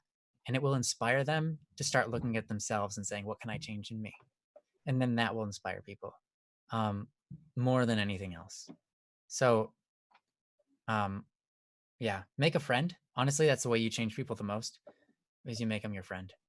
Mm-hmm. And then you try to do your best to be your best as a person and as a friend. Anyways, I try to talk about all the subjects you put in front of us. I talked for quite a long time and I apologize. See, there's a lot of chatter going on in the chat and that makes me excited. So I might go through some of it now and we'll give it over to Joe. So yeah, well, one of the big things, I only half was listening to what you were saying because I was reading what was going on in the chat. Tara, apparently her stepdad died. So there was some stuff going on with explaining all that. Okay. Tara, I just wanted to shout out and say, you know, our love and prayers are with you, your family, your stepdad, and you know, all the hurt Tara. that comes. It's all right. Oh, sorry. Yeah. My bad. I didn't know either. It's okay. I just there were like 3 girls that I graduated with named Tara. Sorry. It was not spelled Terra though. It was That's right. Tara or H. Tarh. So Mhm. my bad. So Yeah. But yeah, absolutely. We'll keep you in our prayers, and we're really sorry for your loss. Hopefully, you guys can, you and your family can get, and your friends and their friends and everything can get through this without too much suffering. I know it's going to be suffering no matter what, but um, yeah, we'll keep you in our prayers. yep. Yeah. So at any rate, Cherry, I would definitely go back and listen to what Ryan said. Like I said, I was only kind of half paying attention for most of it. But what I did hear from Ryan was absolutely beautiful. And that explains so much. One of the things I noticed, because I think in the situation of the server, like I have no idea any of the details, and so I'm a total outside perspective on this whole thing, right? I don't know what happened. I don't know who said what. I don't know who did what to what, and I don't necessarily need to know all of it. Um, Yeah, I don't really know either. but couple things. I know it's been a while because it's been like I don't think you were a part of the server um before you started coming to Don't Worry Wednesday, and that was like a year ago. So there's some time has passed since the events befell, and I don't know. I Like I said, I'm outside the situation, so I don't know for sure. I would like to think that there is grace in the world. And at the same time, um, I one of the things at the end when you said, I was wondering if there was a way I could get back to the server or further explain the misunderstanding and have my side heard. At this point, I don't know if it's a matter of any side. At this point, I think there were multiple people that did hurtful things. It sounds to me like there were hurts perpetrated by multiple people on either side of a situation, which is generally how it happens. Like in fact, I explained this. My wife and my oldest son were arguing, and and one of the things I said was, you know, like there's always three sides to every coin. I love. Wow, that's true though. Right? I mean, there's the heads, there's the tails, and then there's the edge, Edge. right? And it's the same with a disagreement or an argument or whatever. There's always three sides. There's one person's perspective, there's the other person's perspective, and then there's what actually happened in the middle. And like seriously, it makes me glad that I'm not a judge Me because too. I've because like like had that thought so many times. these guys got to go through this all day, and like, oh my gosh, especially like a judge who hears divorce cases and stuff like that. I mean, that just sounds like an absolute Yeah. nightmare. But so at this point though, you know, I don't think it matters either side to be heard. I think what matters now is genuine apology and genuine forgiveness. Whether that heals the situation enough to lift the ban, I don't know. That's not up to me to decide. But at this point, I think the best thing you can do, rather than try to explain what happened, is just to say, I'm sorry. It sounds to me like you understand there were things in this situation that you did that were wrong, and it sounds to me that you're sorry for it. Sounds to me that you want to make amends for it. That sound just from what you type now, I'm not looking into your heart or your mind, but just from the very fact that you've said it, it seems to me that you're at least trying. Now, from the other side, I don't know who perpetrated the other side.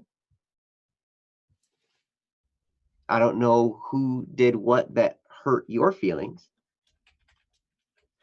I hope that they understand that they hurt your feelings and that they are able to feel sorry for that. Whoever it is, I don't know if you're listening or if you have the chance to listen to this, because that's what's going to heal you. Anytime I'm dealing with a disagreement between two people, I tell people, did you apologize? And I hear so many times, I don't need to apologize. I didn't do anything wrong. It's like, no, that may be true. You may be true that you didn't do anything wrong. But here's something that happened. What you did hurt another person. Did you mean for that person to be hurt by that? No. Like I said, I didn't do anything wrong. I didn't mean to hurt them. If they got hurt, that's their fault. Okay. You need to apologize. Because you didn't mean to hurt them, and yet they were hurt by what you did. So you need to apologize. And it needs to be real. And it should be easy for it to be real because you didn't mean to hurt them.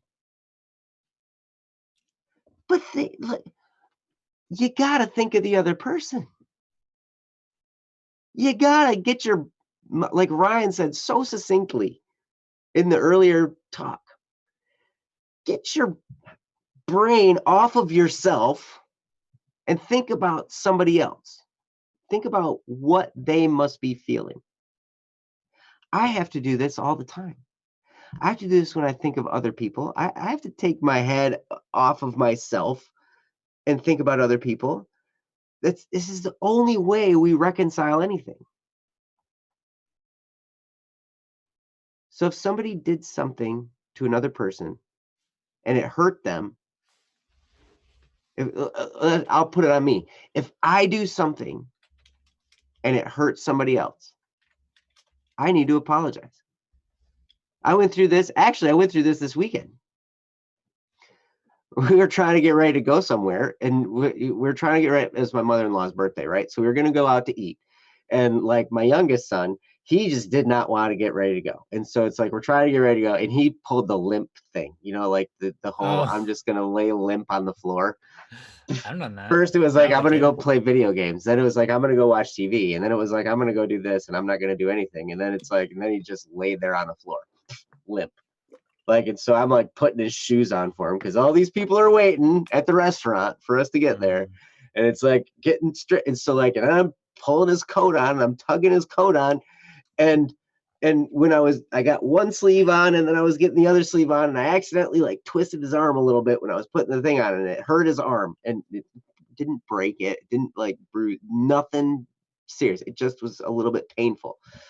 And it hurt him. And man, because I was so riled up and because of all that stuff, I was so tempted. I was just like, I didn't do anything wrong. Like, I was just trying to get your coat on. Come on. And then I'm like sitting there, I'm like thinking, man, my own advice. I did not mean to hurt him. But it did. It did hurt him. And from that, we had a beautiful moment of reconciliation. Because I sincerely said I was sorry. I really wasn't trying to hurt you at all. I was just trying to get your coat on. You weren't helping me. Like, but so I guess for both sides of this situation, it sounds like both sides need to apologize and both sides need to forgive. Because there's hurt perpetrated by both sides. And it's probably time for everybody involved to let their pride go. And rather than thinking about their side of the story, think about how they made another person feel. And think about, I can see how my actions made that person feel that way. I didn't intend for that. I was maybe I was defending myself. Maybe I was just trying to do what I thought was right, and I was just getting heated, and I just said some things I didn't mean, and I didn't mean to hurt another person. Or maybe I was defending my position because I felt like my position was being attacked, and I was just trying to explain what was going on, but whatever. Either way, on both sides, regardless of the server,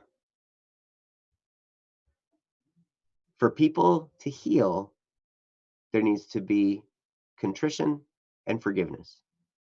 Sounds like to me on both sides. Now, that's just the nature of healing. Like we talked about that before. We've talked about it many times. Cherry, I'm so proud of you. You've come so far,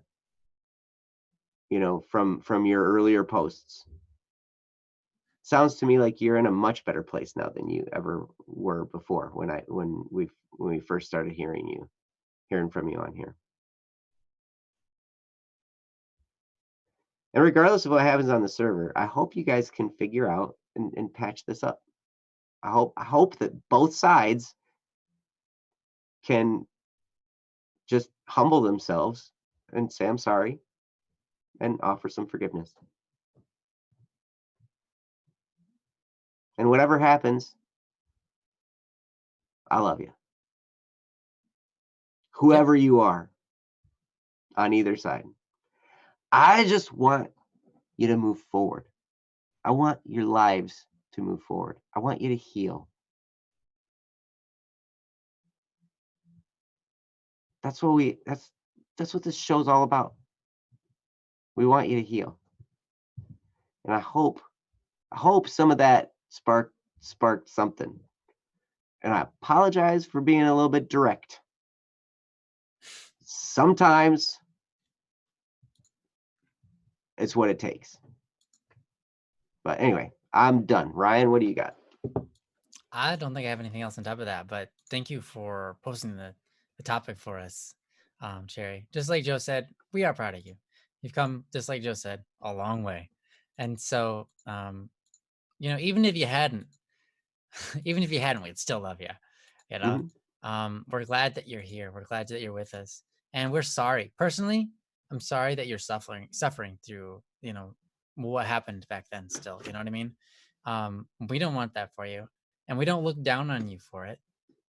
There's all sorts of different things in our past that make us go cringe or hate different parts of what we did and stuff like that. So it's perfectly normal.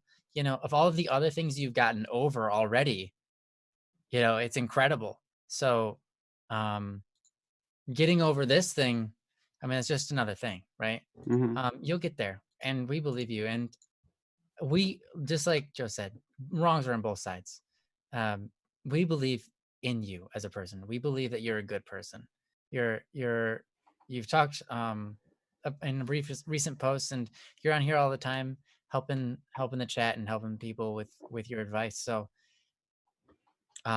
we know that you're good, and I think that's sometimes all you can do. You can't do too much when it comes to another person deciding whether they want you in or not, right? So all you can do is forgive them and go, I wish the best for that person, and let's move on. Yep. Because sometimes you never reconcile with the actual person. Right.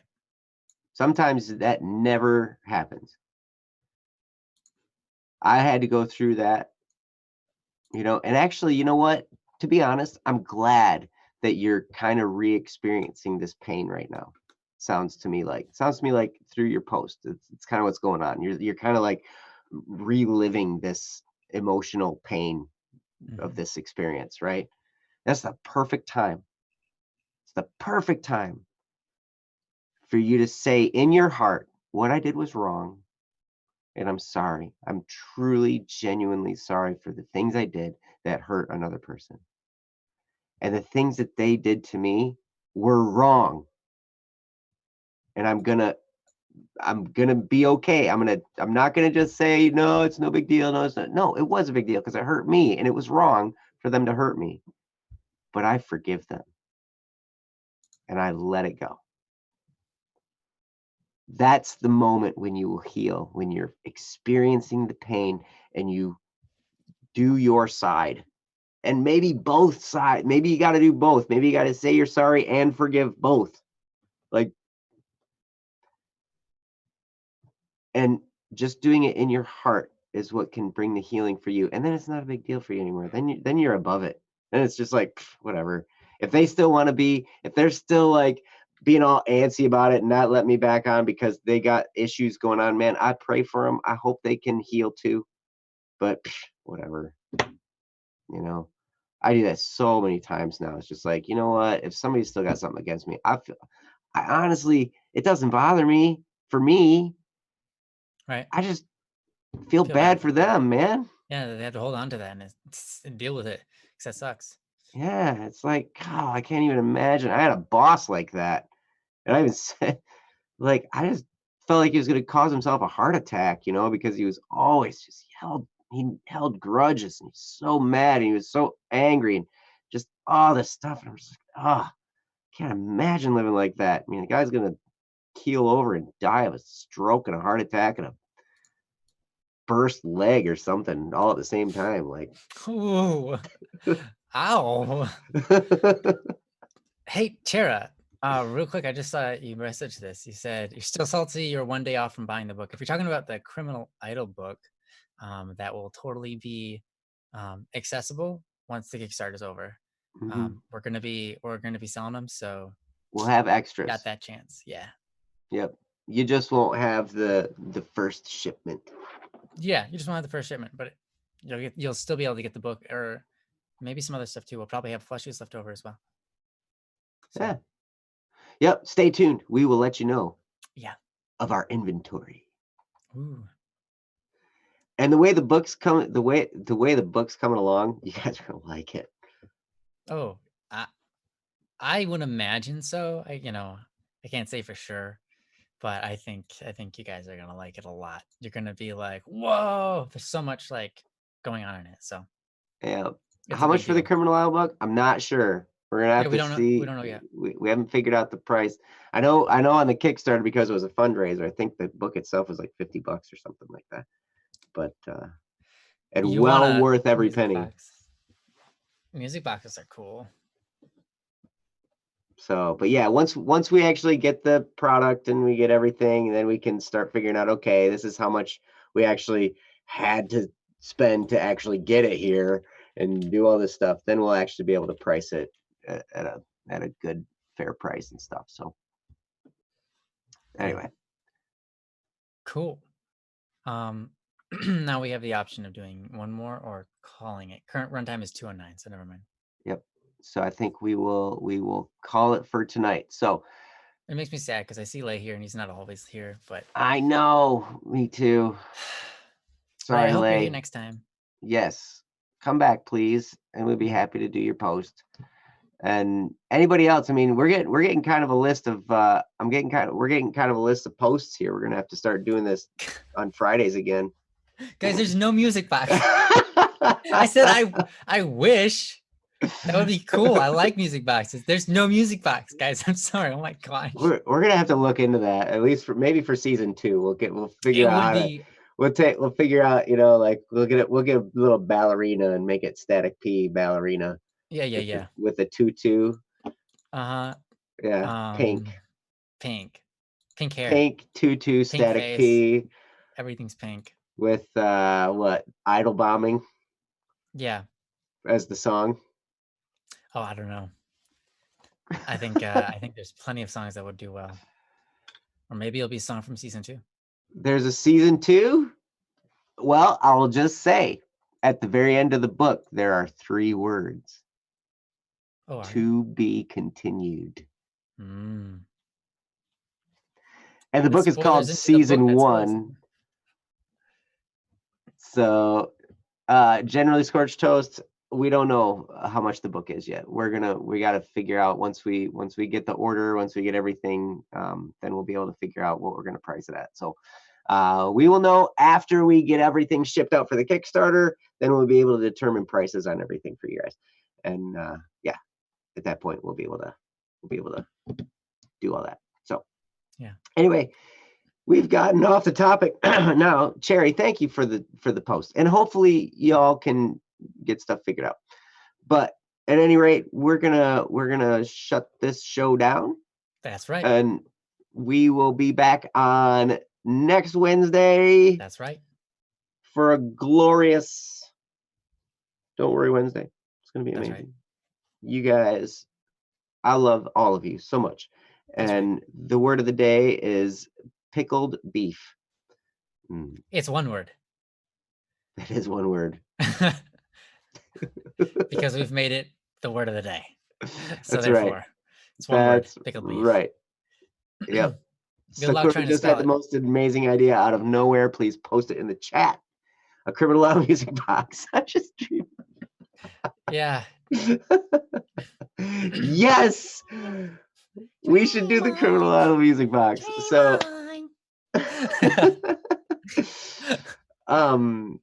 anyway, thank you guys so much for being here. Thank you, Jesse, for producing the show.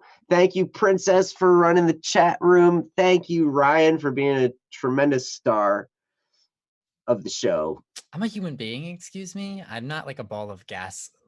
You are a big ball of gas burning billions of miles away. Oh, you're so sweet. Yes. So anyway, love you guys so much. You guys are amazing. Come back next week. We'd love to see you. And stay tuned for all the great stuff coming from Black Static and Swerve and from Static P. Enjoy Stay Calm. I know I enjoy Stay Calm. And if you haven't watched Stay Calm yet, go to the Static P channel and watch it. Because it will take you on a trip. And if you have watched it, watch it again and think of more clues. There are a bunch of clues in that one. That's right. Yes. There are. So awesome. See you guys later. Thank you so much. Love you guys. See you next time. Bye-bye. Peace.